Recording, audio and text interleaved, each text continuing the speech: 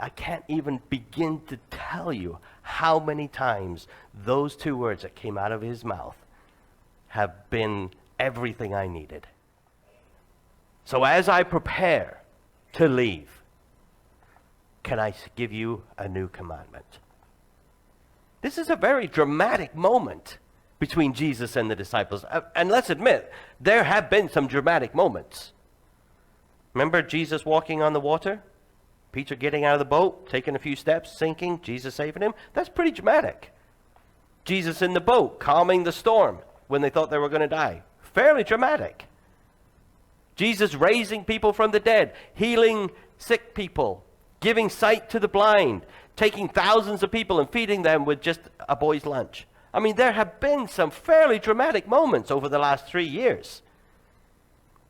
But none even come close to this one.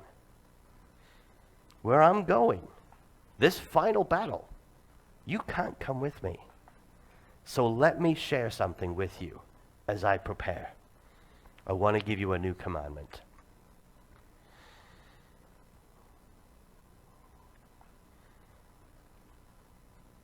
That you love one another. I know I've said this, maybe in this setting, I don't know. When I was sensing that the Lord was calling me into ministry, I knew that the ministry that he would have for me eventually would be either planting churches from scratch or going into a very tiny, small church situation and helping them to grow into a bigger church situation. And I had a good friend, a close friend, who did that exact same sort of thing. And he was an older man. I had known him for many years, and he had successfully done that sort of ministry several times.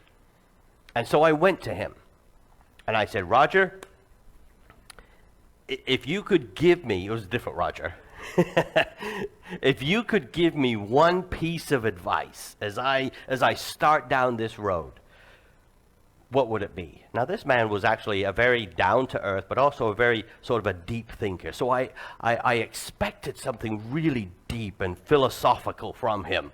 So I steadied my mind and prepared to have some deep words and some amazing thoughts come out of his mouth. And you could see the gears of his mind ticking over. And as he opened his mouth, I got ready, and he said, trust God. And then he stopped. And I thought to myself, that's a bit deflating, to be honest. Because, I mean, you know, I'm supposed to do that all the time anyway. I was expecting something much bigger and bolder. Trust God. But you know what? In the 20 plus years since then, I can't even begin to tell you how many times those two words that came out of his mouth have been everything I needed. Trust God. Here is Jesus, and he's about to go to the grave and defeat death. The biggest need that all of humanity has ever needed and ever had, he's about to fulfill. And he says, and as I do, I'm going to give you these great words.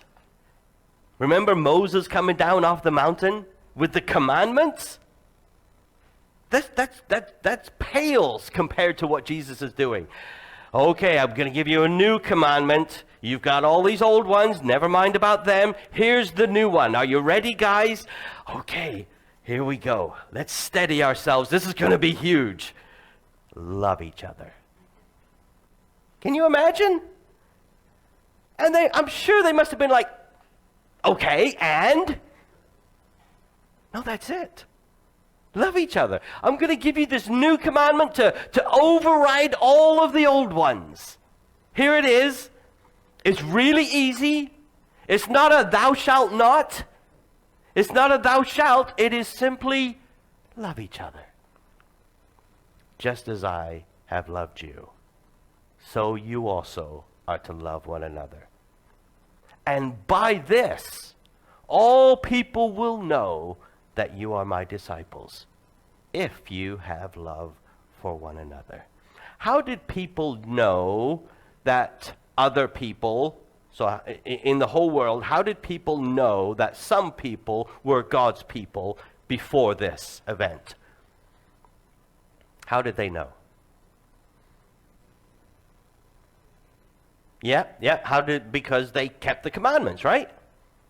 Because they were all assembled on that week in Jerusalem doing what God had told them, commanded them to do. That's how they proclaimed to the world, we are God's people. We are God's people because we keep his commandments. Jesus is telling his disciples, people want to know if you're my people, and here's how they'll do it. You'll love each other. That's how they'll know. It won't be because you go to church on a Sunday. It won't be because you have communion. It won't be because you've been christened or baptized. It won't be because you put money in the box. We used to have bags up here, but now they're in the box. It won't be because you wear a t-shirt that says I'm a Christian. It won't be because you have a fish on the back of your car. None of those things prove that you are a disciple of Jesus. But the proof is that you love each other. That's how they'll know. It is that simple. And they'll know we are Christians by our love, by our love. Yes, they'll know.